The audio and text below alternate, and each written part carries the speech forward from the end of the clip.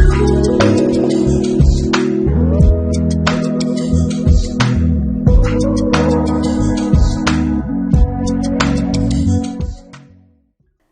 my name is Chloe Brown. I'm the founder of Wildest Dreams. We're a business operations consultancy that helps small businesses and startups to systematize their operations. As a business operations expert, I work with a lot of startups and small businesses who struggle to stay on top of their priorities. Even though they set goals, it may be hard for them to stay on track. Not all goals are created equally. Some may be too vague, while some are too challenging. There's a lot of different methodologies for goal setting. There's OKRs, objectives and key results, KPIs, key performance indicators. There's BHAGs, one-word goals, 1% goals. The list really goes on and on. None of these methodologies are necessarily better or worse than the other. It's kind of like desserts. They're all going to satisfy that craving for goal setting, and which one you choose is going to be based on personal preference. The SMART approach is more like the ingredients that go into your dessert to ensure that the quality of your dessert or goals is always really high, regardless of which methodology you choose. That's where SMART goals come in. SMART is an acronym that stands for specific, measurable, attainable, relevant, and time-bound. The S in SMART stands for specific. This helps us to ensure that our goals aren't too vague or misunderstood. Let's say I made a goal that I wanted to get better at making desserts.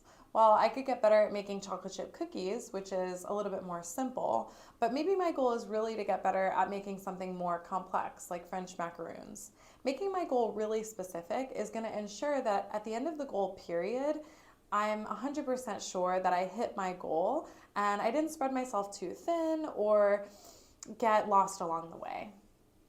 The M in SMART stands for measurable. This may seem self-explanatory, but you'd be surprised how many businesses struggle to make their goals truly objectively measurable. Making your goals measurable is important for 3 key reasons. Number 1, to be able to evaluate our goals objectively. Objective is the key word here, so that we don't have to have different opinions among different people. We know black and white, yes or no, whether or not we hit our goal. Number 2, to prove our success with real data. Maybe you have stakeholders or investors and you want to be able to show them your progress as a business. Having a defined number and then hitting that number is a really great way to be able to show that success to your stakeholders. Number 3, setting a baseline for growth. When you have that number and you either hit it or miss it, it helps you to set goals for the next period. The A in SMART stands for attainable. We want to make sure that we set goals that are challenging but still realistic. Otherwise, our team members might lose motivation. We see this a lot with sales teams where if midway through the quarter they realize that they're not going to hit their targets, they might just kind of give up entirely until the next quarter. We still want to really challenge ourselves, but make things realistic so that we can achieve our goals. On the other hand, if every single period you're hitting your goals no problem, then you might want to raise the bar a little bit.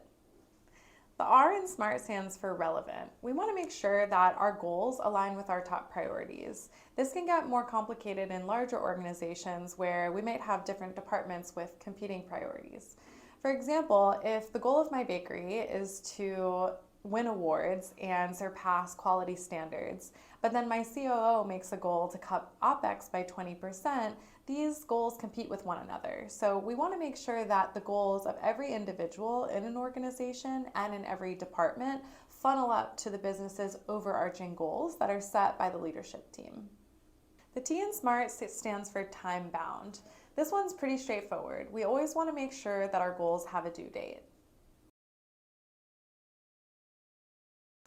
Before you go, I'd encourage you to pull out a piece of paper or pull out your computer and try this out with a goal that you have in mind. It can be anything, big or small. For example, I might set a goal that Chloe's Bakery is going to have 1,000 5-star reviews by Q2 of 2023. I'm making sure that that goal is specific, measurable, attainable, realistic, and time-bound. Try this out. I hope that gives you a clearer idea of how to set SMART goals for your business. Thanks so much.